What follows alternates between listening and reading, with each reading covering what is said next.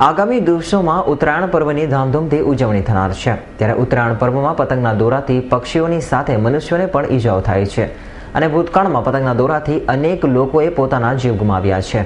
ત્યારે ઉધનામાં પણ એક પરિવારે પતંગના દોરાના કારણે પોતાના મોભીને ગુમાવ્યા હતા। તેથી તેમની યાદમાં પરિવાર દ્વારા અન્ય કોઈ પતંગના દોરાથી મોતને ન ભેટે તે માટે દર વર્ષે સળિયા વાહનો પર લગાવવામાં આવે છે અને વાહન ચાલકોની સુરક્ષાનું ધ્યાન રખાય છે। તો જુઓ અમારા આ ખાસ અહેવાલમાં।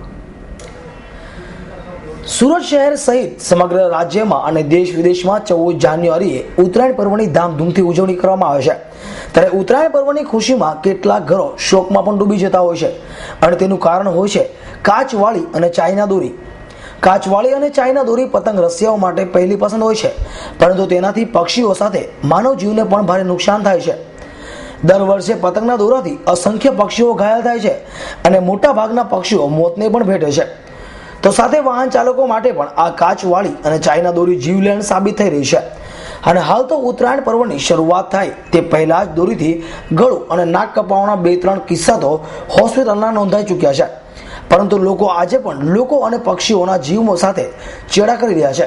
ત્યારે આવી જ એક દોરીની થોડા વર્ષો અગાઉ ઉધના ખાતે રહેતા ગોરખ પરિવારે પોતાના મોભીને ગુમાવ્યા હોય, તેથી તેઓ હવે કોઈ પતંગની કાચવાળી અને ચાઇના દોરીની મોતને ન ભેટે તે માટે દર વર્ષે મોટરસાયકલો પર સળિયા લગાવવાનું શરૂ કર્યું છે અને નજીવા 100 રૂપિયાની ડિપોઝિટ લઈ 17મી જાન્યુઆરી સુધી 10 રૂપિયા ભાડા પર આ સળિયા આપવાનું શરૂ કર્યું છે અને આ સળિયા પાછા લઈ ડિપોઝિટ પાછી અપાશે તેમ રિદ્ધિ સિદ્ધિ વિનાયક ગ્રુપના અમિત ગોરખે જણાવ્યું હતું અને આ વર્ષે 10,000 સળિયા લગાવવા માટે શહેરના 8 જગ્યાએ તેમણે સ્ટોલ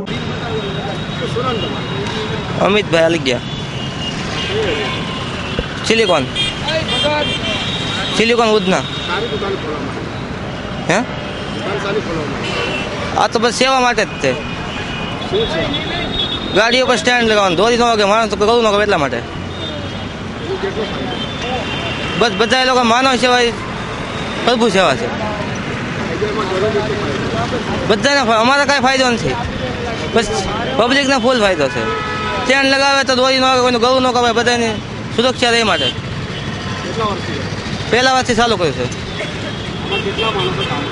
અત્યારે 25 થી 30 જણા કામ કરે છે। રોજના 300 થી 400 સ્ટેન્ડ વેચી છે, આજ વધારે વેચાય એમ છે।